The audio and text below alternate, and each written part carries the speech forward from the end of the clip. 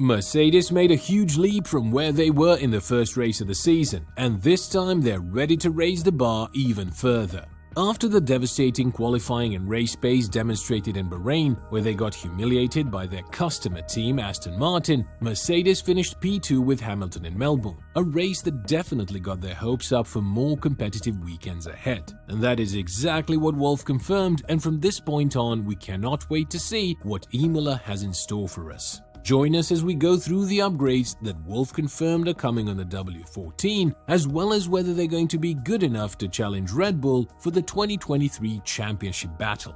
If there is one thing that Mercedes firmly believed in and that let them down massively, it is the side pod design. But they were brought down to earth very swiftly once the first race was under their belt. And it was very interesting to see how they managed to extract decent pace out of the W14 by only adjusting the settings of the car without bringing massive upgrades to the 2023 Challenger. This leads us in one direction. What will Mercedes look like once the upgrades are brought to Imola? After all, they did realize that the design needs to change, and Wolff's statement that he doesn't care if it looks like the RB19 or the SF23 only goes to show that Mercedes is committed to one thing: winning in 2023. They do have some advantages going in their favor as the season progresses, such as the extra time in the wind tunnel and the fact that Red Bull won't be able to optimize the aerodynamics of their car as much as they are right now. Therefore, it's essential for Mercedes to bring upgrades right now, early in the season, so that they would be able to extract more power out of the car as the season goes on. Unlike in 2022, the team understood very early that something needed to change, and with Wolff confirming that the outlet of the W14 will look very differently in Imola, we cannot wait to see how that actually translates on the track. When talking about this entire situation, Wolff added, "I don't want to change the goals yet. I always want to think that we are here to fight for a world championship, even if it doesn't seem realistic. We are only at the beginning, and I want to keep the team motivated to do the best possible job. There are many innovations in the pipeline. The layout of the car will change at Imola, and we will see what this step entails." However, Mercedes are struggling with different problems as well, with Hamilton being the most vocal guy in the team when it comes to how the car acts on the track. Obviously, Russell isn't as demanding as the 7-time world champion, but who would have thought that driving a bad car would actually mean that you'll get to understand how to drive a Mercedes in the near future? According to Hamilton, the car now has a very strong front end, which is the aftermath of the team's engineers trying to work out the strong rear end that was present in 2022, and that makes it way too pointy and straightforward. On the other hand, the cockpit is too narrow for him, which makes him feel like he's sitting on the front tires, something that may disrupt the balance and the confidence in driving the car.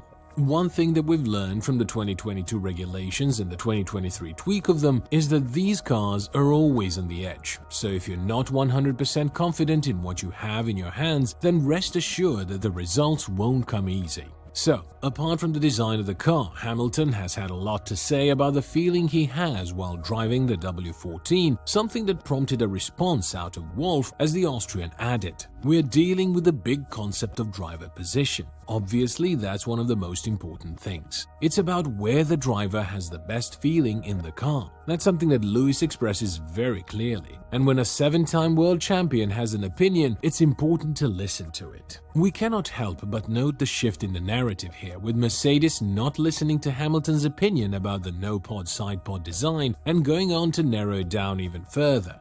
Now, they did listen to the 7-time world champion when he called them out publicly, and it turned out that he was in the right in the first place. So if there's one positive we can learn from this situation, is that Mercedes brought some brains and common sense into the process of improving the performance of the W14. What is also a very big question mark for Mercedes is whether the upgrades that they're bringing to Imola will solve one huge question: Hamilton's future. Lewis Hamilton is yet to sign an extension with Mercedes, and from the recent reports, he isn't quite looking forward to sitting down at a table with Wolff and the rest of the crew and negotiating his terms. As far as we are concerned, Hamilton would likely wait for the Imola GP to pass and see whether there's potential in the newly designed W14. One that's 1.5 years overdue and one that may be too late to keep one of the greatest drivers in the world at bay. Age is not on his side, and although Mercedes announced that they do not have a plan B in case Hamilton decides to retire or switch teams, they may be forced into one.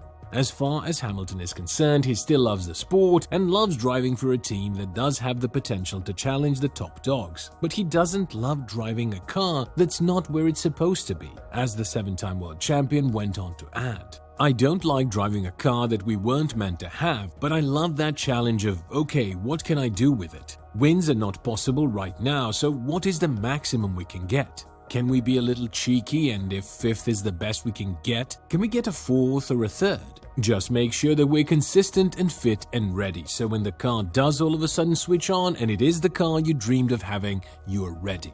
Not to bring any negative connotation to this, but this scenario is exactly what Mercedes endured in 2022, and if they have to go through the same thing yet again for the 2nd consecutive season, rest assured that Hamilton would be the guy that would be the first one to raise some questions about his future with the team.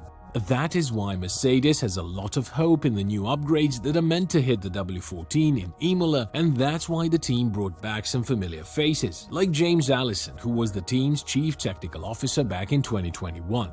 Nonetheless, we were warned by Wolff that if Mercedes is able to build a championship-winning car, then the respect between Hamilton and Russell will be out the window when they'll be fighting for wins and not for P5 and P6. And as of now, it seems like Russell is the one winning the battle against the 7-time world champion, as he's been able to extract better results out of the troublesome W13 and W14 cars, even though he was the rookie in Mercedes last year. With this in mind, Mercedes will have a bittersweet problem on their hands if the W14 turns out to be massively competitive from Imola onwards, which would be in terms of who would have the upper edge of their drivers. Still, Wolff kept the expectations down for 2023, saying that while the championship prospects are still something the team is definitely looking forward to, the realistic goal is P2 and the fight with Aston Martin or Ferrari, as he went on to add. It's undeniable that there is a team that is far ahead of all the others. Then there's us, Aston Martin and Ferrari, who are very close. To be able to play for a world championship again, we know that we have to beat 2 drivers, who at the moment, they are far away. But we also have another fight for the role of 2nd place. Let's say there are 2 objectives. Either way, we have a very interesting period waiting ahead of us, and it seems like Mercedes will be the team that will have the most to gain from the upgrades in Imola. After all, if they manage to understand the newly designed W14, then it would be truly a blessing to the F1 world, given the fact that they would be able to close the gap down to Red Bull, something that seemed like mission impossible for the team after Bahrain. What do you think about Mercedes' upgrade in Imola? Do you think that they will be enough to challenge Red Bull for the championship? Or do you think that ship has sailed after the Bahrain GP this year? Let us know in the comments below.